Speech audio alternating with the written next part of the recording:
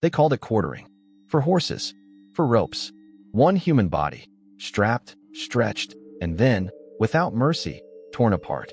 It wasn't a scene from some medieval war zone or the fate of a traitor king. No, sometimes the condemned was a farmer, a servant, a mother, a child, and they weren't alone.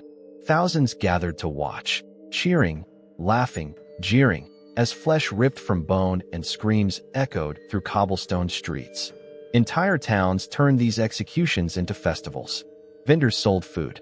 Children clapped. Clergy blessed the event. But why? What kind of society doesn't just tolerate this, but celebrates it? The truth is far darker than sadism or justice. This wasn't punishment. It was control. A system perfected over centuries, designed not just to kill, but to terrify.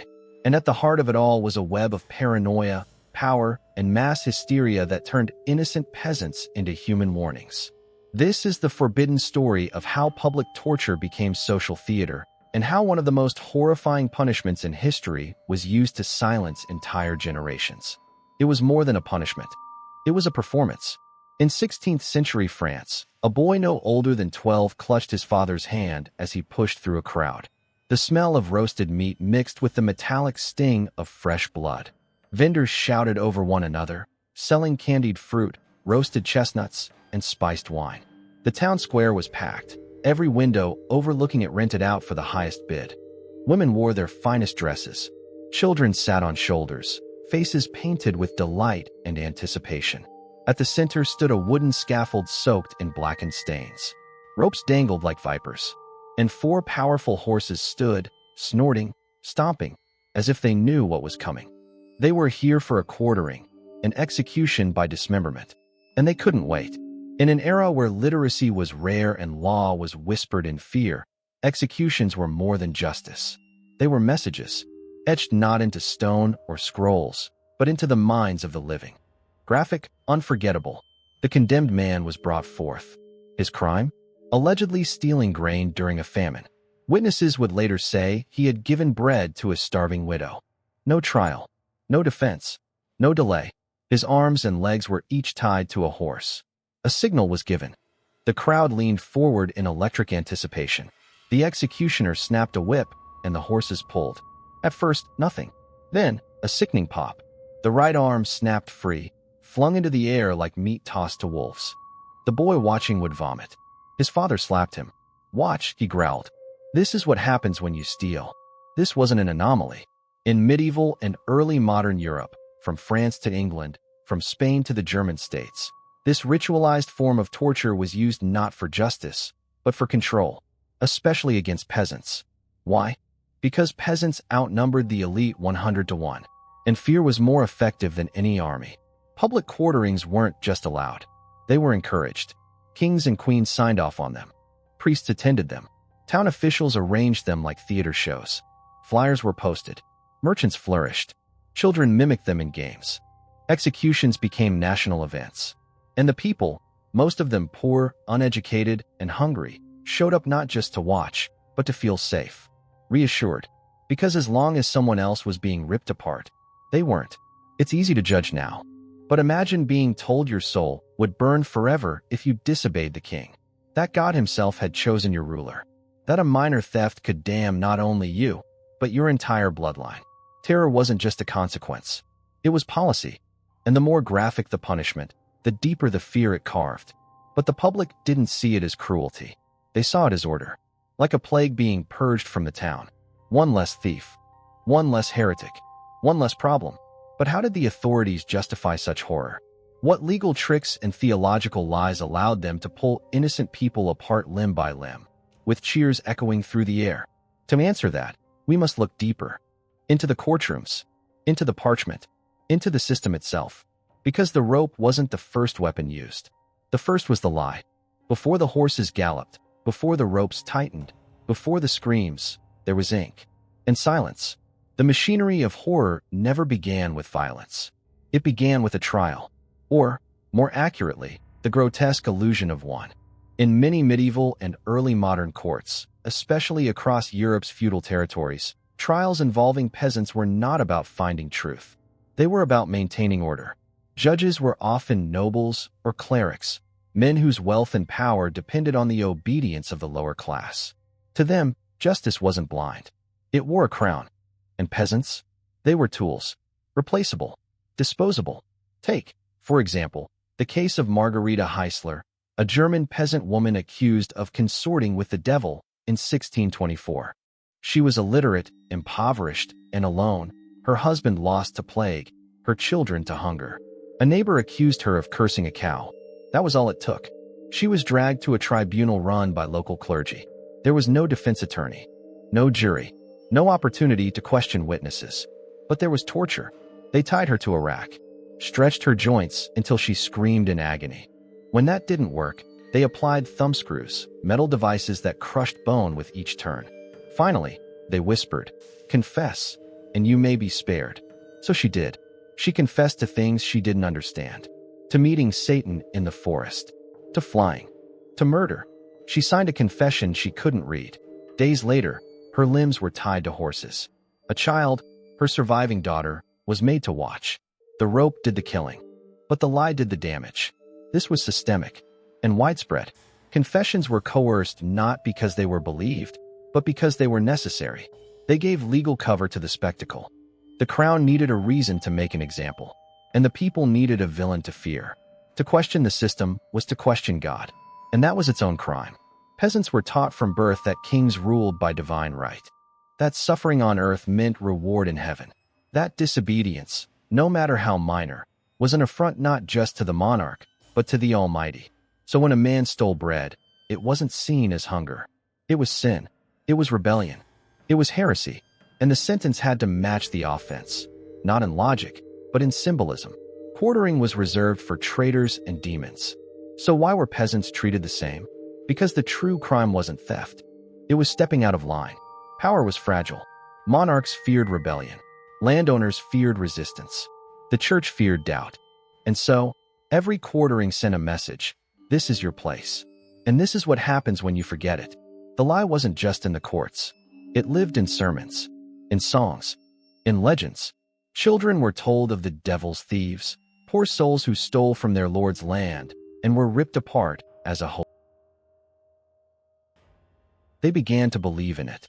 But behind the belief was a system of terror, papered over with holy words and royal seals. And at the heart of that system were men in robes and armor, who never touched the ropes themselves. They left that to others, to the butchers in uniform, to the men who did not judge, did not speak, only killed. Men whose souls history forgot, but whose hands shaped nightmares. Who were they? The executioners. And what did it take to become the man who pulled the horse's reins? The answers are darker than the deaths themselves. The body of a peasant, ripped into 4 pieces, was never just a corpse.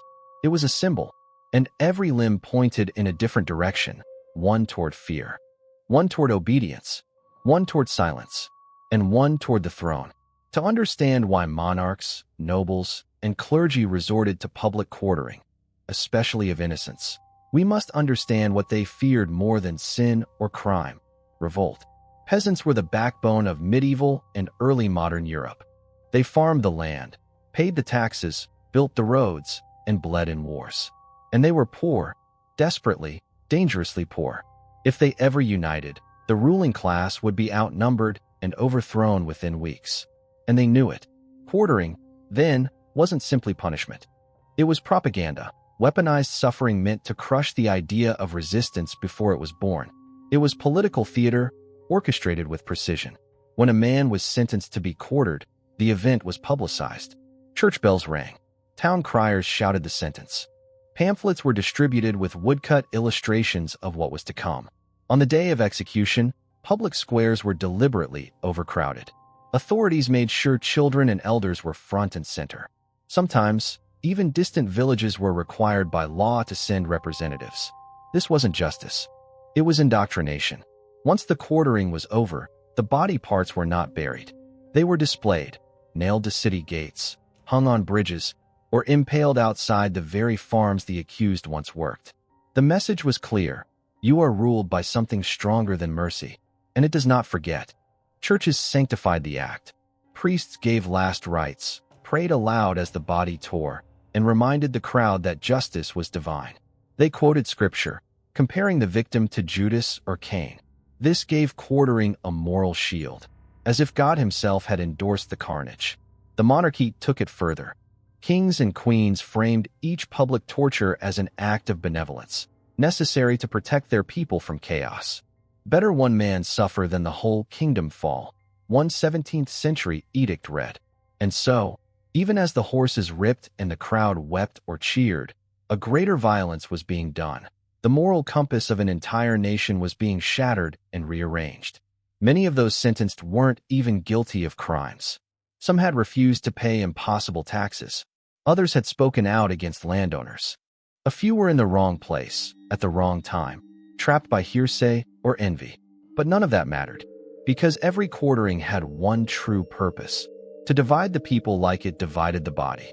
When terror becomes tradition, it stops looking like oppression. It starts looking like law, like order, like peace.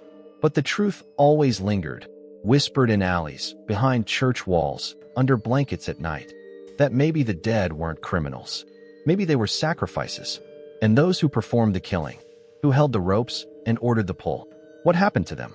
The executioners were not royalty, not clergy, not even truly free. They were tools, both feared and forgotten. And behind their masks of authority, many of them were haunted, because some men enjoyed the killing, and some never recovered from it. But all of them, in the end, became prisoners of the rope. They were called bourreaux in France, Nachrichter in Germany, headsmen in England. But most simply knew them as the executioners. They walked among the living, but were treated like ghosts, necessary, feared, despised. They were not chosen. They were trapped. In many regions, executioners were born into the role, inheriting the profession like a curse passed down through blood. Others were offered the position as a final reprieve from death. Condemned men spared on the condition that they carry out executions for the rest of their lives. And quartering was the darkest task of all. It required precision. Horses had to be selected based on size, strength, and temperament. The ropes had to be tied with surgical expertise, tight enough to hold, but not so tight that they snapped early. The body had to be positioned just right, limbs splayed, torso exposed. Too fast, and the crowd would be disappointed. Too slow, and the condemned might die of blood loss before the final tear. Some executioners became masters of agony, stretching the process over hours. If the horses struggled to separate the limbs, they might slice tendons or hammer joints to make the tearing easier. Some even heated blades to cauterize certain wounds and prolong life. This wasn't efficiency. It was theater, and the executioner was the unwilling actor. The public watched not only the condemned, but the man behind the reins. They wanted to see how he did it. Whether he hesitated, whether he wept, whether he enjoyed it. Some did. Men like Franz Schmidt, a famed 16th century German executioner who kept a journal of every life he took, 361 in total. He described his methods in cold detail, his tone clinical, detached. He believed he was a servant of justice. Others, however, broke.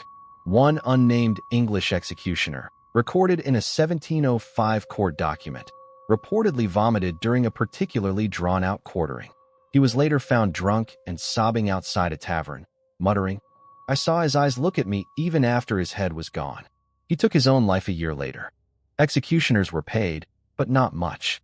They were often forbidden from living within city walls, barred from churches, and refused marriage by respectable families. Children of executioners struggled to find work or love. Their touch was thought to carry spiritual stain. Some wore masks, not to hide from the crowd, but to hide from God. Because deep down, many knew they weren't punishing criminals. They were killing warnings. Even when they followed orders, carried royal seals, and acted with legal authority, they remained isolated. Not kings, not citizens, just shadows. And when quartering began to fall out of favor in the 18th century, many executioners found themselves discarded, unemployable relics of a fading horror. Some turned to drink, others to madness, a few to crime. Because once you've pulled the limbs from a man, watched him scream, then silence, what job can possibly follow? But as the practice declined, something strange happened. The public didn't mourn its loss. They mourned the spectacle. Crowds who once demanded flesh and pain now yearned for something else. Justice, perhaps. Or perhaps simply a new form of entertainment. But make no mistake, the urge that filled the squares never truly disappeared. It mutated into prisons, into chains, into firing squads and electric chairs. The body torn by horses gave way to the body locked in steel. But before it vanished, quartering faced its final challenge, not from nobles, not from priests, but from the very peasants it was meant to terrify. Because in the end, even fear has a breaking point. And when the people rose, the screams in the square became something else, a battle cry. There comes a point when even fear loses its grip, when the body has seen too much pain, when the soul no longer trembles, but burns.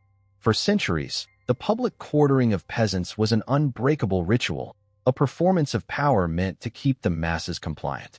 But in scattered pockets across Europe, something unexpected began to happen. The audience began to rebel. It started small. Averted eyes. Silent crowds.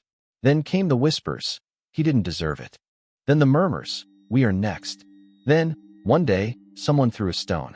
In 1737, in a village near Lyon, France, a local man named Etienne Duclos was sentenced to be quartered after being falsely accused of inciting unrest. His crime? Organizing starving farmers to petition the local lord for grain. On the day of his execution, the crowd gathered. Children were brought. Vendors set up shop. Everything was as it always had been, until it wasn't. As the horses were led into position, a woman in the front row screamed, "He fed us when no one else would." That was the match. Rocks flew. Knives appeared. The executioner was struck in the head. A rope was cut. The horses bolted. Duclos, broken and bleeding, was dragged away, not by jailers, but by villagers. He died hours later. But his death was not forgotten, because what followed was fire. Within days, a food riot broke out in a neighboring town. That riot spread. Records from the time speak of granaries burned, tax collectors beaten, and public squares emptied, not by decree, but by defiance. This was not a revolution. Not yet. But it was something terrifying to the elite. Unpredictable courage. In the decades that followed, especially during the 18th century, uprisings of the poor became more frequent and more organized. In Spain, peasants formed secret brotherhoods to oppose noble taxation and executions.